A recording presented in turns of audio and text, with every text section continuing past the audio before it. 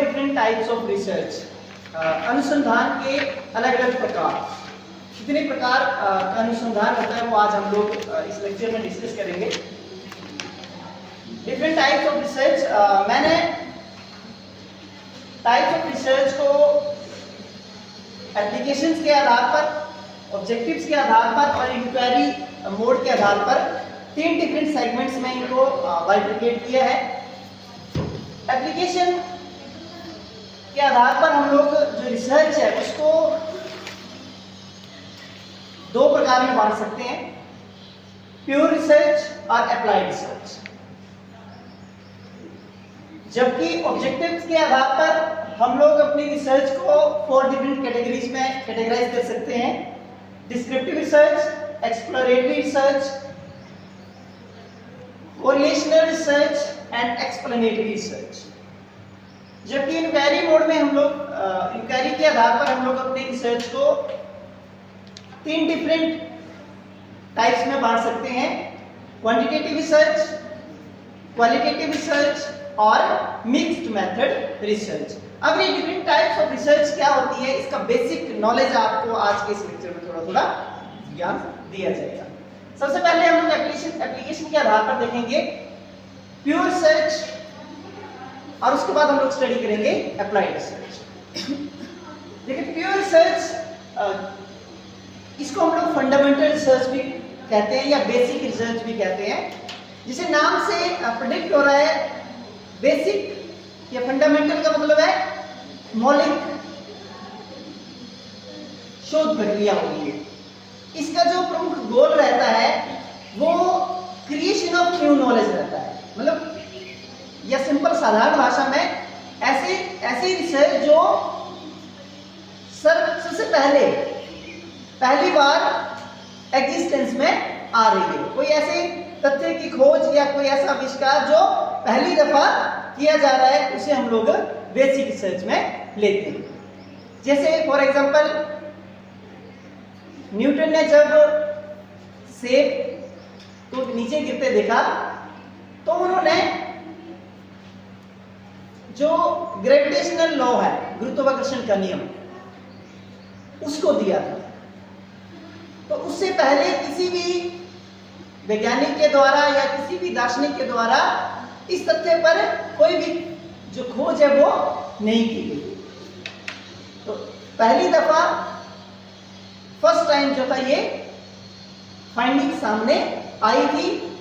तो ये मौलिक या जो आधारभूत हमारी बेसिक रिसर्च है उसकी प्रकृति की रिसर्च। सिंपल साधारण शब्दों में कोई नया ज्ञान जो बिल्कुल ही पहली बार खोजा जा रहा है उसे हम लोग बेसिक रिसर्च या फंडामेंटल रिसर्च का नाम देते हैं।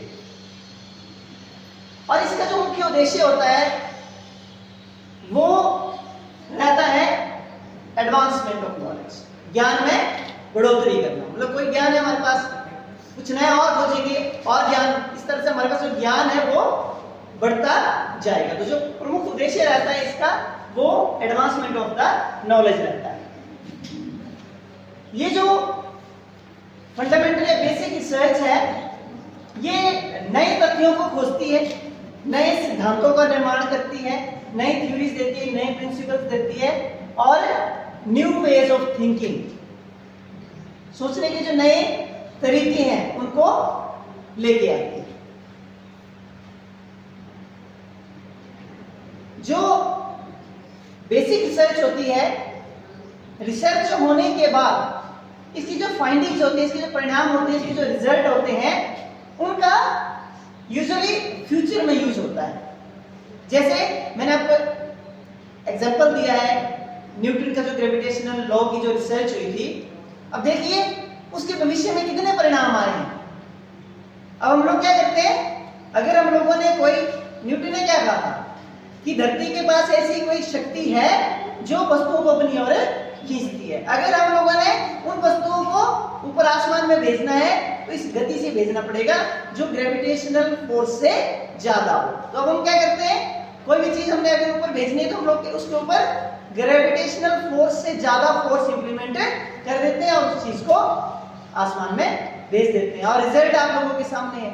वो तब रिसर्च की गई थी, हम लोग अब आसमान में राज करने लगे हैं। हम लोग मीलों का सफर जो है वो घंटों में, कुछ चंद मिनटों में तय कर लेते हैं हेलीकॉप्टर्स या जितने हमारे प्लेन्स हैं उनकी सहायता से। आज हम लोग चंद्रमा पर, आज हम लोग मार्स पे पहुंच गए हैं। ये अप्लाइड रिसर्च है। ये क्या है? अप्लाइड रिसर्च, जो लोगों की भलाई के लिए अब उसका एप्लीकेशन किया जा रहा है। लेकिन इसके पीछे क्या है? न्यूटन का गुरुत्वाकर्षण का नियम है ना। अगर वो नहीं खोजा गया होता तो हम लोग आज आसमान में नहीं जा सकते, हम किसी भी चीज को उड़ा नहीं सकते। क्लियर हुआ? तो जो न्यूटन ने खोजा था उसका फ्यूचर में यूज वो किया जा रहा है। इसी प्रकार जो बेसिक रिसर्च रहती है उसकी फाइंडिंग्स के तत्काल जो जनरलाइजेशन है वो नहीं होती, लेकिन उसका फ्यूचर में जो यूज है वो रहता है। क्लियर हो गया? अब दूसरी है अप्लाइड रिसर्च। अप्लाइड रिसर्च क्या है? ये फंडामेंटल रिसर्च से के बाद की जाने वाली रिसर्च है। मतलब फंडामेंटल रिसर्च का आधार बना करके उसका एप्लीकेशन किया जाता है for the welfare of the society या for the development of society. इस प्रकार की रिसर्च को हम लोग अप्लाइड रिसर्च बोलते हैं। अप्लाइड नाम से हमें जो है वो ज्ञान प्राप्त हो रहा है, ज्ञात हो रहा है कि इसमें हम लोग क्या करते हैं? रिसर्च का एप्लीकेशन करते हैं, अप्लाई करते हैं लोगों के ऊपर, लोगों के विकास के लिए। और इसमें इसका जो मेन उद्देश्य रहता है वो नया ज्ञान प्राप्त करना नहीं रहता है। फंडामेंटल रिसर्च में हम लोग क्या करते हैं? हमारा उद्देश्य क्या होता है? बिल्कुल नए ज्ञान की प्राप्ति। इसमें हमारा क्या उद्देश्य रहता है? इसमें हमारा उद्देश्य रहता है to solve specific and practical problem.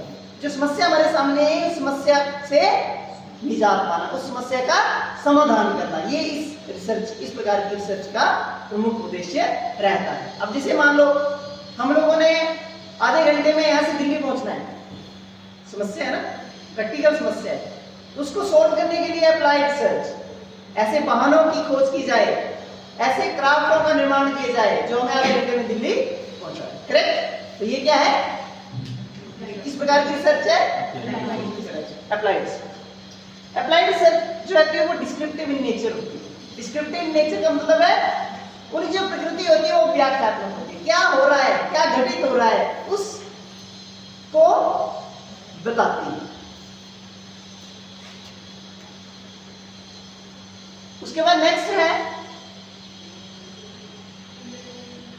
ये जो अप्लाइड रिसर्च है, applied research is based on the theories principle discovered through pure research. Applied research क्या करती है? जो फंडामेंटल रिसर्च में सिद्धांत और थ्योरीज बने होते हैं उनका एप्लीकेशन करती है, उनका यूज करती है, उनका प्रयोग करती है। जैसे मैंने बताया न्यूटन के नियम का प्रयोग करते हैं हम लोग स्पेस में जाने।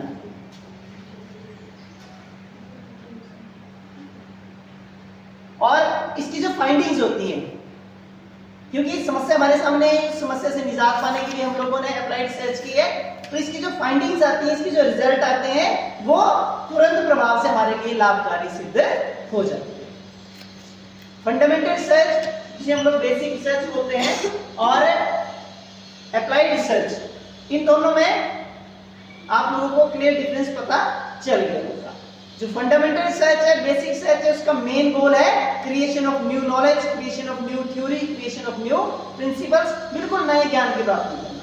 और जो अप्लाइड रिसर्च है वो जो फंडामेंटल में रिसर्च हुई है उसका सोसाइटी में एप्लीकेशन करने के लिए जो रिसर्च की जाती है, प्रयोग करने के लिए जो रिसर्च की जाती है, उसे हम लोग अप्लाइड रिसर्च कहते हैं।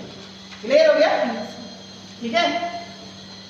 अब जैसे मैंने आपको पिछले लेक्चर में भी एक एग्जांपल दिया था कि हम लोग क्या करते हैं, माउस वाला जो एक्सपेरिमेंट था, चूहे वाला जो एक्सपेरिमेंट था, जिसमें हम लोगों ने चूहे को सिखाया था गोल की प्राप्ति के लिए कैसे करना, उसको क्या देते हैं?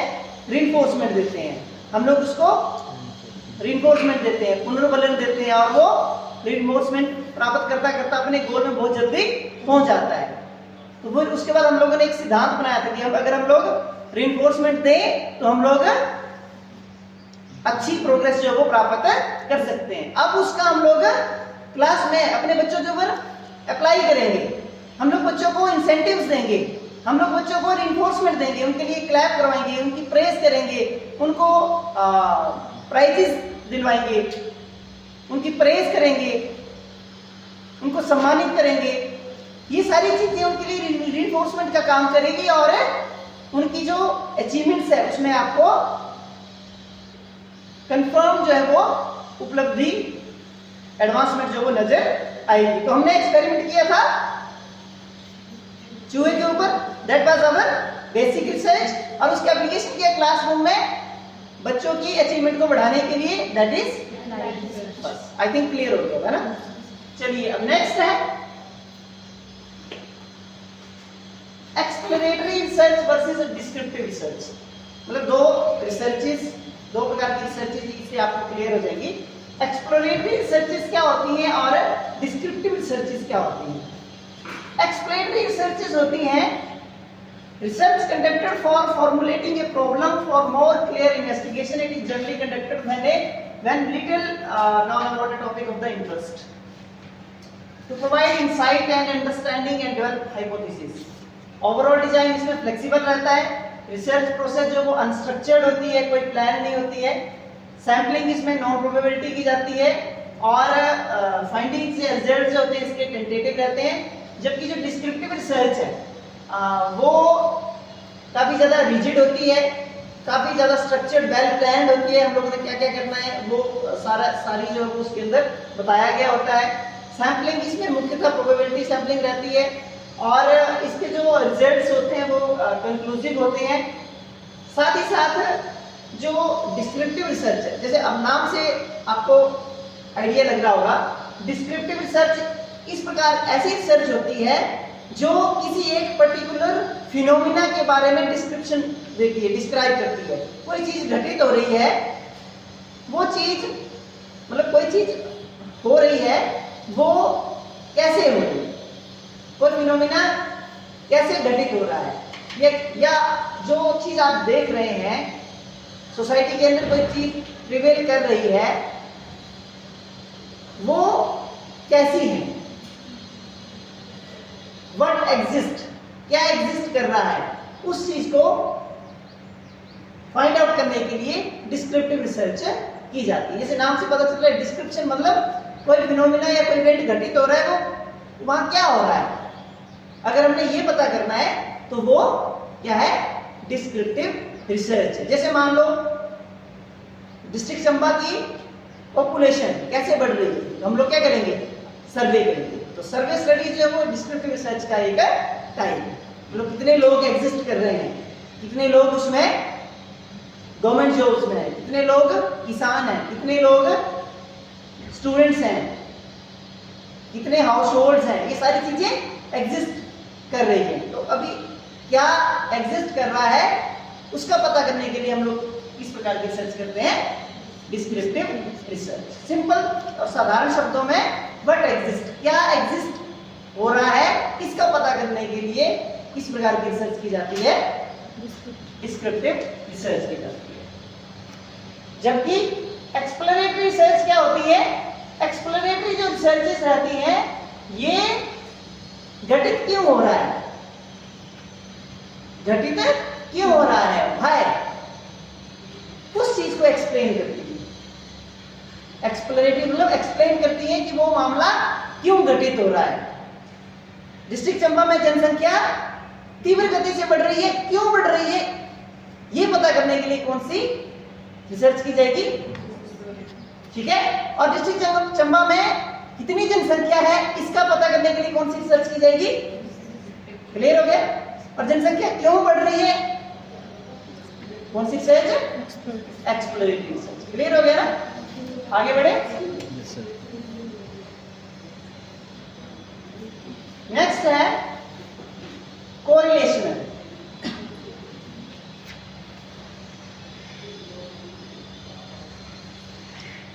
कोरिलेशनल रिसर्च, जैसे नाम से पता चल रहा है इसमें हम लोग क्या करते हैं, को रिलेशन, इसमें हम लोग रिलेशनशिप देखते हैं बिटवीन द वेरिएबल्स। यदि हम लोगों ने दो चरों के बीच में कोई रिलेशनशिप चेक करना हो तो किस प्रकार की रिसर्च की जाती है? Correlational research. ठीक है, दो चरों के बीच में यदि हम, जैसे कल भी हम लोगों ने एग्जांपल देखा था, ये दो चरों के बीच में अगर संबंध देखना है हम लोगों ने तो उसे हम लोग कोरिलेशनल रिसर्च कहते हैं। फॉर एग्जांपल, उदाहरण के लिए सर क्लास का जो हमने ग्रुप बनाया था उसको भी उदाहरण ले सकते हैं। वो एक ही क्लास के स्टूडेंट है लेकिन उनको अलग अलग मेथोडोलॉजी यूज करके पढ़ाया जा रहा है, तो उनमें भी तो रिलेशन। हाँ ठीक है, तो मेथड का हमारी अचीवमेंट के साथ कोई संबंध है या नहीं, रिलेशनशिप है या नहीं। ठीक है, या फिर जैसे कल हम लोगों ने एग्जांपल लिया था कि साउंड का हमारे जो नॉइस है, शोर है, उसका हमारे कंसंट्रेशन के साथ कोई रिलेशन है या नहीं है। ठीक है, या एक्स्ट्रा कोचिंग या एक्स्ट्रा क्लासेस का हमारी अचीवमेंट के साथ कोई रिलेशन है या नहीं है। इस प्रकार की जो रिसर्चेस की जाती है, इस प्रकार के जो प्रश्न हैं, उन प्रश्नों को हल करने के लिए हमें कोरिलेशनल रिसर्च हम लोग करते हैं। क्लियर होगी ये रिसर्च जिसमें वेरिएबल्स के बीच में रिलेशनशिप देखना होता है। नेक्स्ट है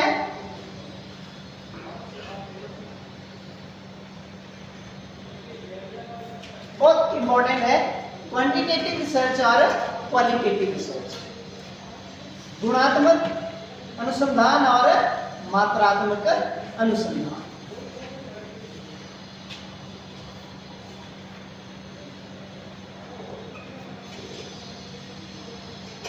सबसे पहले हम लोग क्वांटिटेटिव रिसर्च देखेंगे।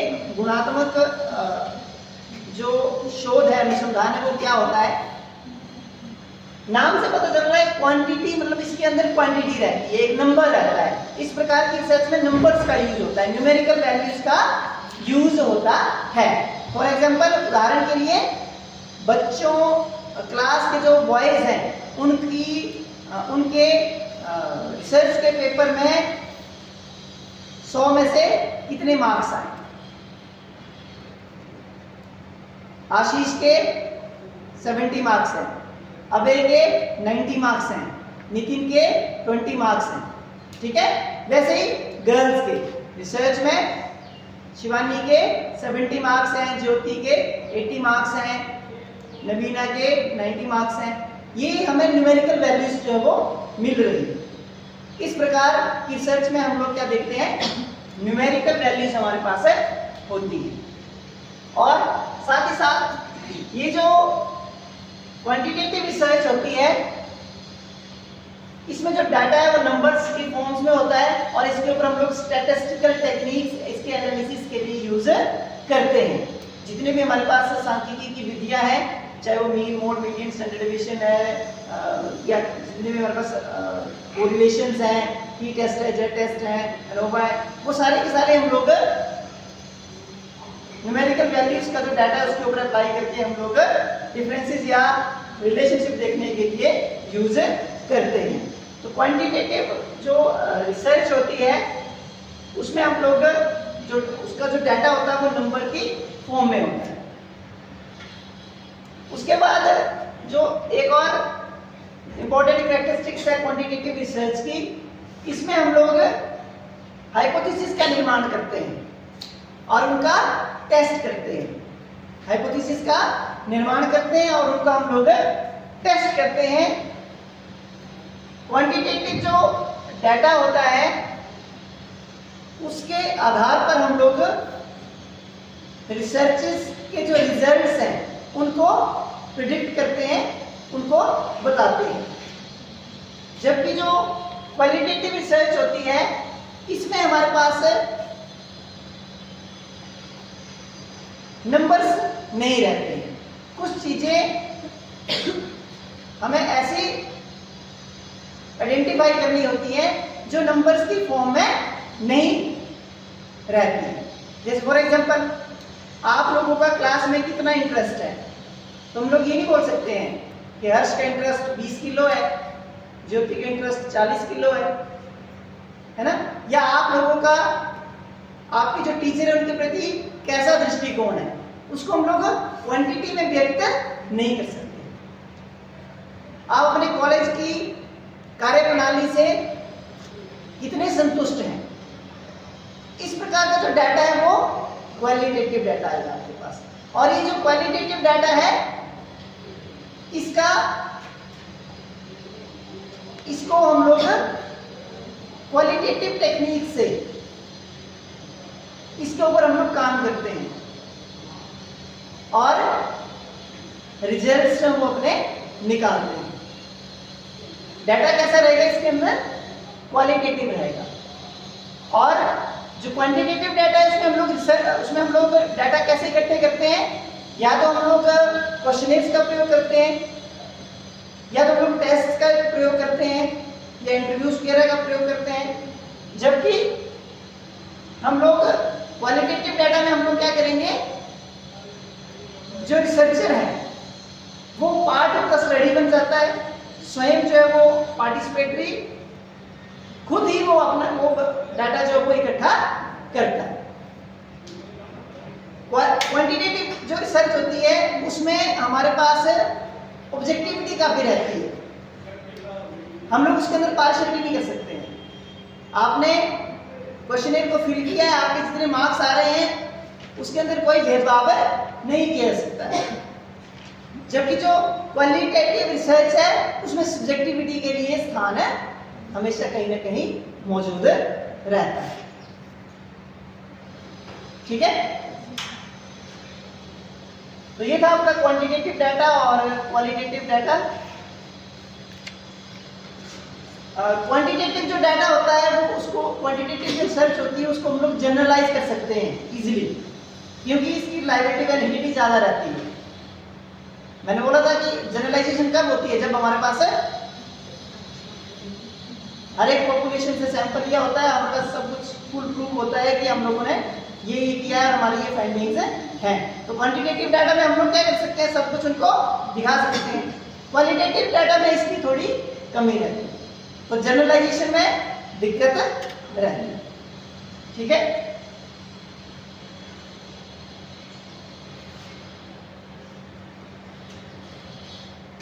बाकी कुछ और मेन थोड़े डिफरेंसेस है, जैसे क्वालिटेटिव रिसर्च के लिए टाइम जो ज़्यादा लग सकता है, क्वांटिटेटिव के लिए कम लग सकता है। इस प्रकार के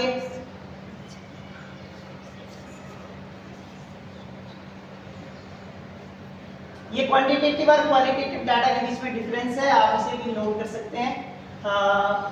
क्वांटिटेटिव जिसमें हम लोग न्यूमेरिकल्स वैल्यूज का प्रयोग करते हैं, क्वालिटेटिव में हम लोग क्वालिटीज या हम लोग ओपिनियंस, आपके विचार, आपके जो आइडियाज है, आपकी जो फीलिंग्स है, वो हमारे लिए डाटा होती है। कैसे हम लोग इसको डाटा को इकट्ठा करते हैं वो मैंने बता दिया है कि ऑनलाइन में हम लोग ऑनलाइन आपके जो क्वेश्चनियर्स हैं उनको दे सकते हैं, या ऑनलाइन क्वेश्चनियर्स के सहायता से हम लोग इसको इकट्ठा कर सकते हैं। और इसमें क्लोज्ड एंडेड क्वेश्चंस होते हैं। क्लोज्ड एंडेड और ओपन एंडेड क्वेश्चंस क्या होते हैं? क्लोज एंडेड क्वेश्चंस में हम लोग आप लोगों को फ्लेक्सिबिलिटी नहीं रहती है आंसर देने की। ठीक है, आप लोगों को बांध दिया जाता है एक बाउंड्री के अंदर, उसमें आंसर करना होता है। और जो हमारे पास क्वालिटेटिव डाटा है इसमें हम लोग क्वेश्चंस को ओपन छोड़ते हैं कि आपके क्या विचार हैं। जैसे महाविद्यालय की कार्यप्रणाली को पर रेटिंग कीजिए आप, 1 जो है वो बेस्ट है और 5 जो है वो वर्स्ट है। तो आप क्या करेंगे, 1 से 5 तक रेटिंग कर सकते हैं। जबकि इस प्रश्न को हम लोग ओपन एंडेड ऐसे रख सकते हैं कि महाविद्यालय की जो कार्यप्रणाली है उससे आप कितने संतुष्ट हैं, तो फिर आप लिखेंगे वहां पर डिस्क्रिप्शन। ठीक है, तो वहां पर ऑब्जेक्टिविटी रहती है और सब्जेक्टिविटी यहाँ पर। उसके बाद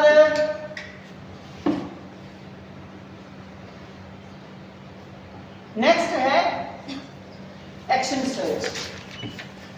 एक्शन रिसर्च ये अब कुछ ऐसी रिसर्चेज हैं जिसके नाम आप लोगों ने सुने होंगे, जो इम्पोर्टेंट है एग्जामिनेशन पॉइंट्स ऑफ व्यू से, इसीलिए आपको मैं ये करवा रहा हूँ। एक्शन रिसर्च क्या होती है, नाम से पता चल रहा है एक्शन, मतलब ये ऐसी रिसर्च होगी जो प्रैक्टिशनर जो रिसर्च करने वाला है, शोध करता है, उसको वो इमीडिएट उसका सोल्यूशन के लिए काम करता है, तभी इसका नाम प्रैक्टिकल रिसर्च भी कई बार हम लोग इसको बोल देते हैं। एक्शन मतलब जिसको तुरंत प्रभाव से काम करने के लिए। फॉर एग्जाम्पल जैसे मैं क्लास में आया और क्लास में एक समस्या आ गई कि मान लो लाइट की रिफ्लेक्शन जो वो पड़ रही है सभी स्टूडेंट्स के ऊपर और उनको लिखने में दिक्कत हो रही है, ठीक है, that need action, immediate action. फिर उसके ऊपर शोध किया जाएगा कैसे वो लाइट्स को हटाया जाए, किस प्रकार के कर्टन्स लाए जाए, कैसे बच्चों को बैठने की व्यवस्था की जाए। तो ऐसी इस प्रकार की रिसर्च जो एक्शन ओरिएंटेड होती है, इमीडिएट सॉल्यूशन जिसमें चाहिए होता है, तुरंत सॉल्यूशन प्रैक्टिशनर्स को, उसे हम लोग एक्शन रिसर्च का नाम देते हैं। नाम से पता चल जाएगा आपको एक्शन रिसर्च। उसके बाद एक और प्रकार की रिसर्च है x post facto research. X post facto research, ये क्या रिसर्च होती है? मैंने बोला था आप लोगों को एक्सपेरिमेंटल रिसर्च में हम लोग क्या करते हैं, वेरिएबल्स को कंट्रोल कर लेते हैं, है ना, या मैनिपुलेशन कर लेते हैं। कई बार हमारे पास ऐसी परिस्थितियां उत्पन्न हो जाती हैं जिसमें हमारे पास जो वेरिएबल्स है उनका मैनिपुलेशन करना संभव नहीं होता है, क्योंकि वो घटना ऑलरेडी घट चुकी होती है। अब जब वो घटना घटित हो चुकी है तो मैनिपुलेशन संभव नहीं है।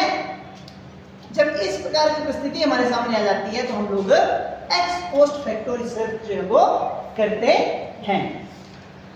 इसमें हम लोग क्या करते हैं, this method identifies the previous events and present conditions, then collect data to investigate a possible relationship between these factors and subsequent behaviour. मतलब कोई इवेंट घटित हो चुका होता है, उसके आधार पर हम डाटा इकट्ठा करते हैं, फिर रिसर्च करते हैं। क्लियर हुआ?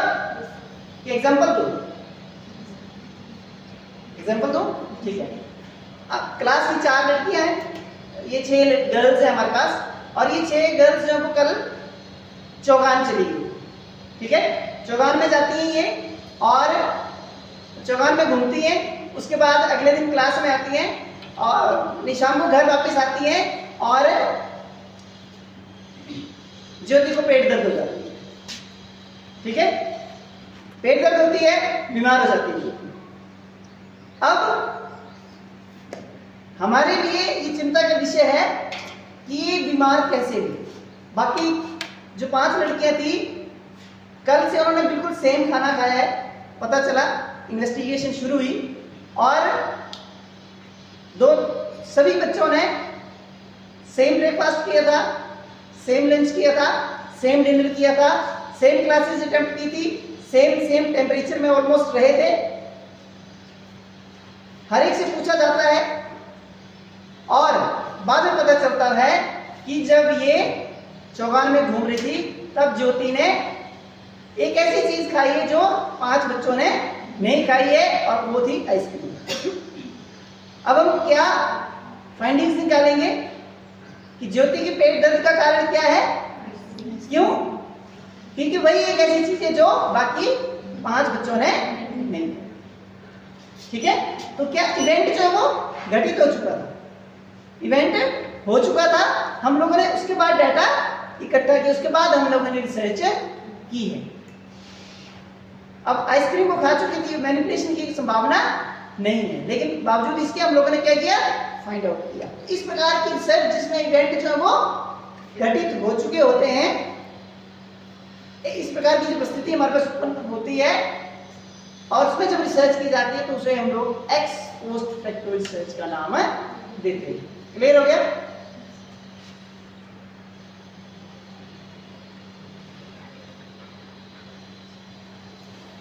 हिस्टोरिकल रिसर्च, हिस्टोरिकल रिसर्च नाम से पता चल रहा है हिस्ट्री से संबंधित है, इतिहास से संबंधित है। ये कैसी रिसर्च है systematic collection and evaluation of data to describe, explain and understand action या events that occurred some time in the past. बीते हुए समय में जो घटनाएं हुई हैं, जो इवेंट हुए हैं, उनके ऊपर की जाने वाली रिसर्च, उसको हम लोग हिस्टोरिकल रिसर्च कहते हैं। जैसे ताजमहल के ऊपर रिसर्च करनी है आपने, कुतुब मीनार के ऊपर रिसर्च करनी है, या कोई बहुत बड़ा पुराना किला है, उसके स्ट्रक्चर का अध्ययन करेंगे आप लोग। कोई ऐसा किला है जो बिल्कुल अविजित रहा है, क्यों अविजित रहा है, क्या कारण था, एक तरफ खाई थी, एक ही गेट था, या कोई और बहुत सारे रीजंस हो सकते हैं।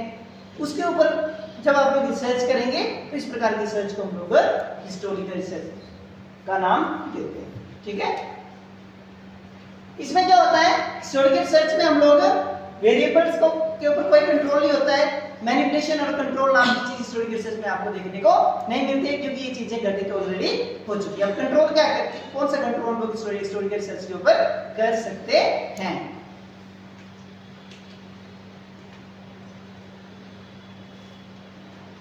सबसे इंपॉर्टेंट रिसर्च है एक्सपेरिमेंटल रिसर्च। एक्सपेरिमेंटल रिसर्च, इसमें जैसे नाम से पता चल रहा है, प्रयोग करते हैं हम लोग, एक्सपेरिमेंट्स करते हैं कि एक वेरिएबल का दूसरे वेरिएबल के ऊपर क्या प्रभाव पड़ता है।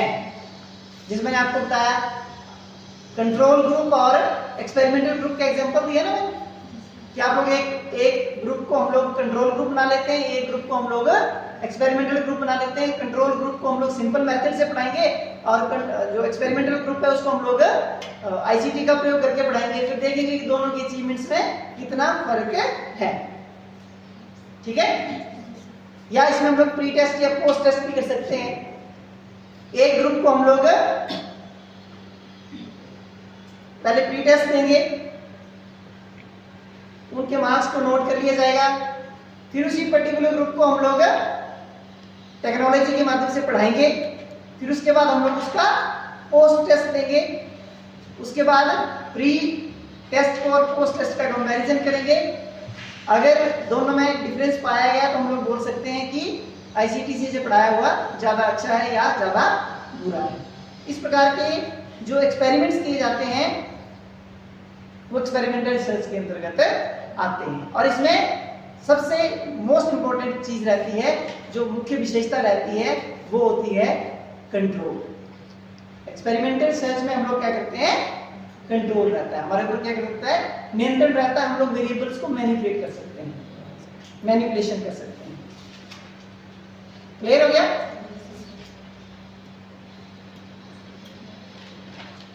तो ये था हमारा आज का different types of research on the basis of application, on the basis of objectives and inquiry modes. And inquiry modes. Clear?